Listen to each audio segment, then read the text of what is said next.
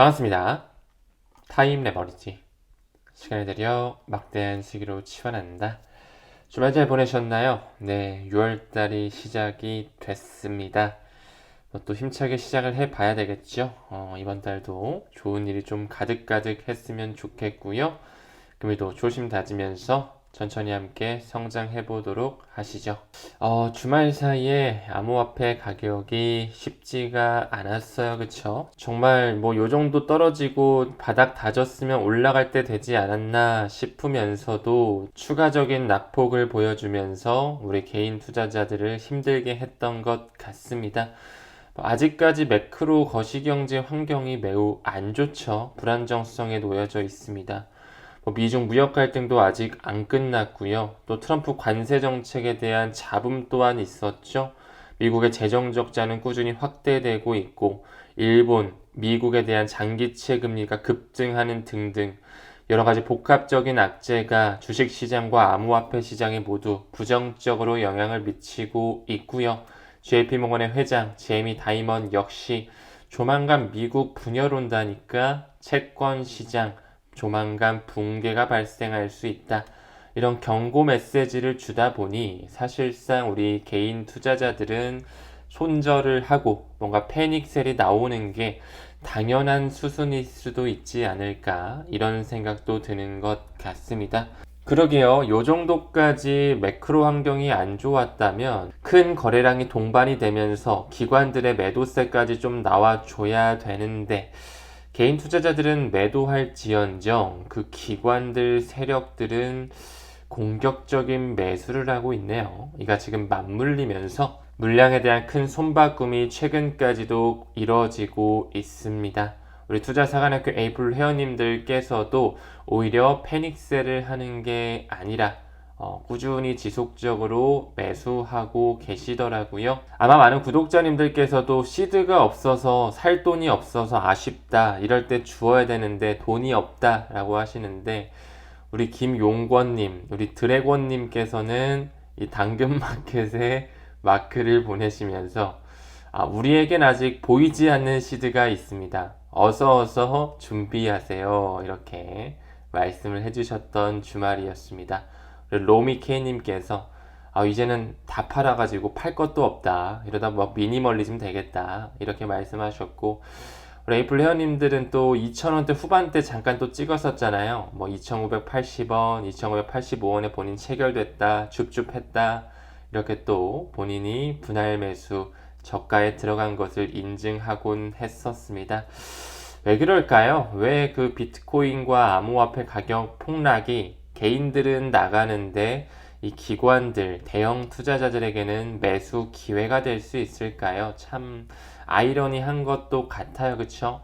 그만큼 암호화폐 시가총액 여기 밑에 지금 표로 제가 명시해놨는데 포션 자체가 워낙 작습니다. 전 세계 주식시장의 마켓시어를 봤을 때 한 125조 달러 정도가 된다면 암호화폐 시장을 전체적으로 봤을 때 그래봤자 한 3조 달러, 현재 기준 한 3.2조 달러 정도 되거든요. 40배 이상 차이 난다라는 거죠. 그만큼 아직까지 제도권 편입조차 안 된 신생아 시절을 보내고 있고요. 세력들이 만들어 온 판입니다. 그렇기 때문에 그들이 차트를 그릴 수가 있을 정도로 시장을 왔다 갔다 드라이빙 할 수가 있다라는 거. 변동성이 워낙 크기 때문에 위험한 암호화폐 시장은 맞습니다. 하지만 그렇기 때문에 큰 기회가 있는 것 또한 맞다라고 볼 수가 있겠죠. 여러분들께서는 알트코인 순환매 사이클이 왜 온다라고 생각을 하세요? 뭔가 하나의 공식처럼 그렇게 짜여졌다라고 생각을 하시나요? 그의 원인, 인과관계를 살펴봤을 때 개인들의 투자 심리가 반영되기 때문에 우리가 암호화폐에 투자한다라는 것은 월가의 탐욕에 배팅한다라는 것이다. 늘 강조드려 왔죠. 비트코인으로 투자를 냈을 때 갑자기 이더리움이 펌핑을 하게 되면 나도 이더리움에 돈을 넣고 싶거든. 갑자기 솔라나, XRP, 도지코인이 펌핑을 하게 되면 나도 갑자기 그쪽에 돈을 넣고 싶다라는 그 개인의 투자 심리가 이루어지면서 자금이 이동되기 때문에 암호화폐 시장은 더더욱 큰 변동성뿐만 아니라 이런 개인의 탐욕, 투자 심리와 구조적 특성에 의해서 알트 시즌, 순환매 사이클이 자연스럽게 반복돼 왔다라는 거 저는 이번에도 똑같을 거라 생각을 하고요. 대공황이 오기 전에 큰 시스템 리스크가 오기 전에 다시 한번 그 기관들이 지금 모으고 있는 이유 그들의 자금으로 끌어올리면서 다시 한번 대중들에게 미디어로 광고하고 홍보하고 마케팅해서 빚까지 내서 들어올 수 있게끔 만드는 그 광란의 시기를 연출할 것이라 생각하고 있습니다. 이게 뭐 5월 말에 나왔던 기사거든요. 5월 31일 얼마 안 된 기사인데 왜 그 기관들은 떨어지면 더 사고 있을까요? 최근에 비트코인을 보유한 전 세계 상장 법인을 총 집계해 봤는데 벌써 100개가 넘어갔습니다. 116개 정도로 모아가고 있고 어떻게 보면 스트래티지를 따라가고 있다라고 볼 수가 있겠죠. 그들이 대놓고 기업 명 자체도 스트래티지, 전략으로 바꾸면서 많은 상장사들이 비트코인으로 재무 전략을 편입하게끔 분위기를 연출시켜 왔다라는 거. 이 비트코인을 회사 자산으로 받아들인 곳이 5년 만에 10배 넘게 증가됐다라고 하네요.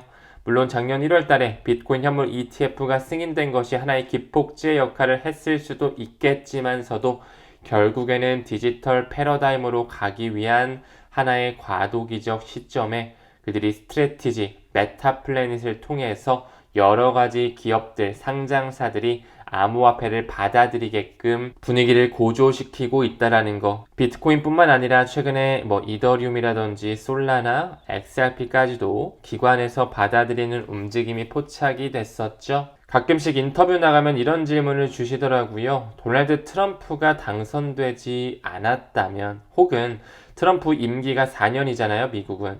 대통령이 바뀌게 되면 그때 비트코인 하락하지 않을까요? 알트코인 완전히 붕괴되지 않을까요? 물론 법과 제도가 마련되면서 암호화폐 99%는 사라지는 그런 물갈이 시기가 있겠지만서도 카말라 해리스가 됐던 도널드 트럼프가 됐던 혹은 도널드 트럼프 이후에 민주당 다시 누군가가 잡던 간에 이 암호화폐에 대한 앞으로의 사이클 그리고 시장이 성장할 수밖에 없는 것 이미 정해진 결과라고 생각합니다. 사실상 도널드 트럼프 역시 암호화폐 기업들이 막대한 로비를 펼쳐서 지금처럼 고위급 인사들이 친크립토 성향을 가지고 있고 법과 제도도 계속 만들어지고 있죠. 그 암호화폐 기업 뒤에는 빅테크 기업의 쩐주, 달러의 쩐주, 연준의 뒷배와 연결되어 있다라는 거.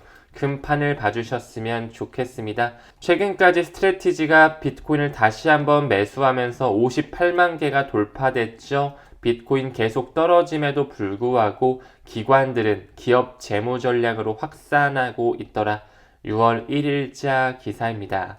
개인들은 패닉셀 하면서 많이 빠져나갔습니다. 악플도 요즘에 많이 올라오고 있어요. 여러분들 코인 투자하면서 많이 느끼셨던 거 내가 팔면 꼭 귀신같이 올라가더라.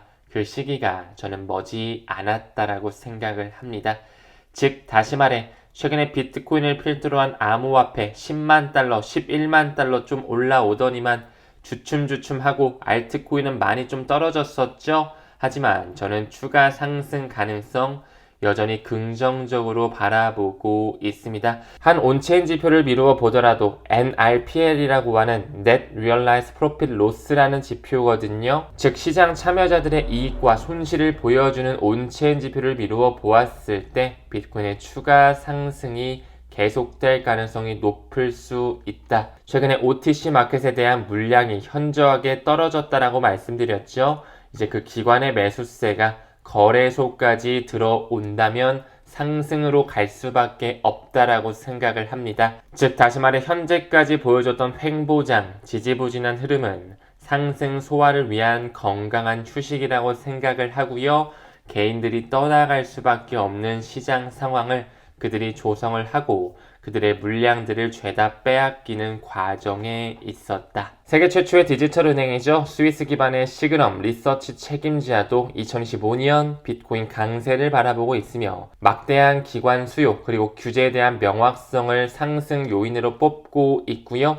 이 옵션 플랫폼의 창립자 닉 포스터 같은 경우 비트코인 최근까지 굉장히 지지부진했지만 다음 상승으로 가기 위한 하나의 건강한 조정, 휴식이다라고 이야기를 해주고 있습니다. 저 또한 그들의 말에 동감이 되는 부분이라고 말씀드리고 싶고요. 또 한번 6월 1일자 기사 머니 서플라이의 증가에 비트코인이 반등할 수가 있다라는 거, 지금처럼 반등하고 비트코인이 따라오게 된다면 8월에서 9월 정도는 13만 달러를 예측할 수 있다, 이런 예견을 하고 있는데요. 기간과 가격은 참고만 좀 해주셨으면 좋겠고요. 늘 강조드리지만 이런 위험자산 시장에는 머니 서플라이, 글로벌 유동성 지표, 굉장히 상관계수가 높다라는 거. 그 매크로 분석가 라울 팔도 과거부터 이런 얘기를 해왔죠. 비트코인 가격은 글로벌 M2 유동성 추이와 거의 90%가 넘는 상관계수를 가지고 있다라는 거.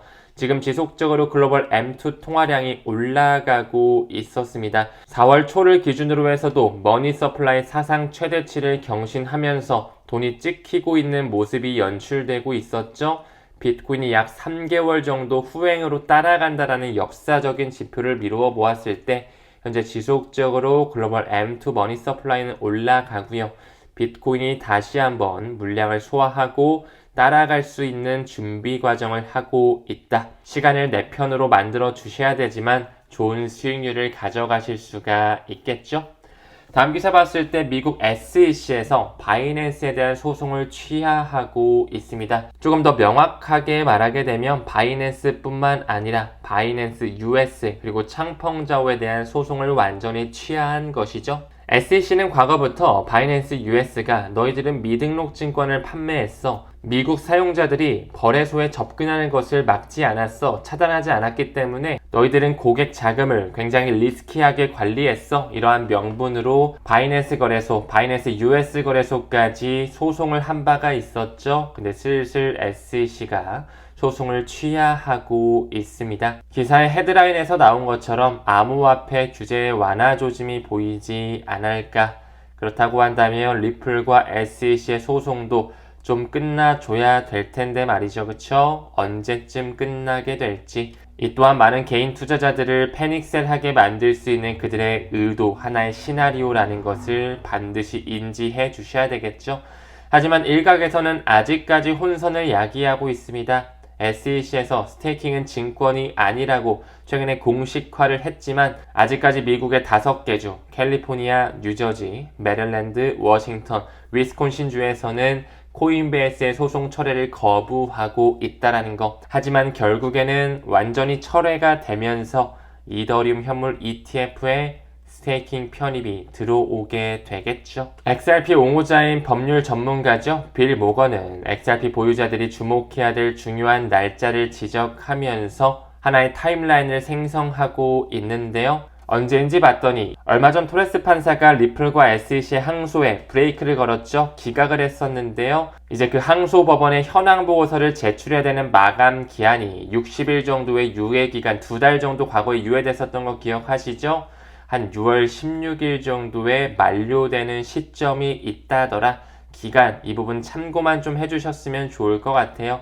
6월 16일에 끝날 것이다. 이것 때문에 난 XRP 지금 들어갈까? 라고 생각해서 투자하시는 것이 아니라 정말 XRP에 대한 본질을 보실 필요가 조금 더 있지 않을까 생각이 드네요. 그 부분의 일환으로 스위프트가 ISO 2002 블록체인 통합 확인을 통해서 XRP에 대한 이점이 확대가 되고 있다. 여러가지 펀더멘탈적인 기사가 수면 위로 올라와지고 있거든요. 우리나라 한국은행 역시 ISO 20022 도입할 수밖에 없겠죠. 이 국제 표준을 개발하는 조직이죠. ISO, 국제표준화기구에서 만든 새로운 금융의 표준, 금융거래를 위한 하나의 스탠다드라고 봐주시면 되는데요. 한국은행에서도 도입을 할 수밖에 없고요. 도입하게 됐을 때 인터오퍼러빌리티죠. 상호 운용성이라고 하는 호환성과 효율성이 크게 향상될 것이다.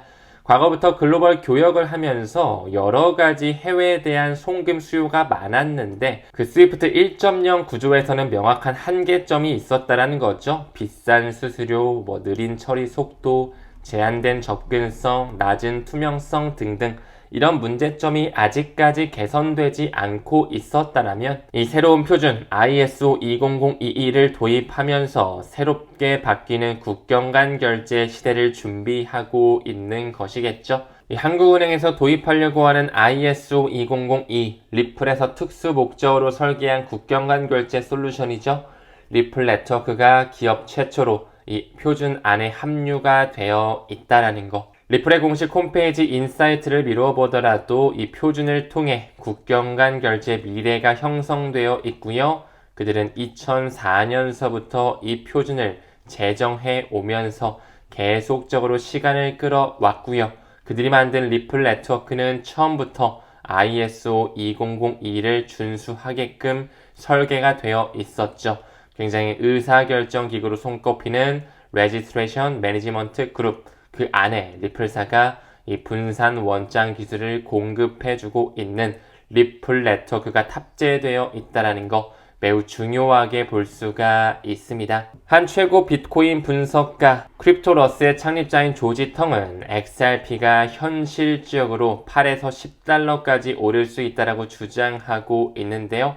매우 보수적인 추정치라고 밝히고 있습니다. 여러분들께서 보유하고 계신 XRP를 어느 정도 가격 수준에서 분할 매도 하실지 이 부분은 여러분들께서 정해주시면 되겠지만 이제 슬슬 네 번째 반감기 사이클 역사적 패턴과 그 기관의 움직임에 의해 준비되어지고 있다는 걸 말씀드리고 싶고요. 여러분들께서 생각하는 것 이상으로 2025년 자체 이더리움과 XRP 이런 메이저 글로벌 알트코인에 대해서 큰 파급력이 있을 것이라 생각을 합니다. 늘 강조드린 것처럼 XRP는 자동차를 집을 사기 위한 수단으로 보기보다도 인생을 바꾸기 위한 하나의 좋은 투자 솔루션이 될 수 있다는 거, 장기 물량은 따로 빼두시는 것 다시 한번 강조드리고 싶네요. 모두 6월달도 힘차게 시작하셨으면 좋겠고요. 금일 영상도 끝까지 시청해주심에 대단히 고맙습니다. 우리는 모든 면에서 점점 더 좋아지고 있습니다. 감사합니다. 성투합시다.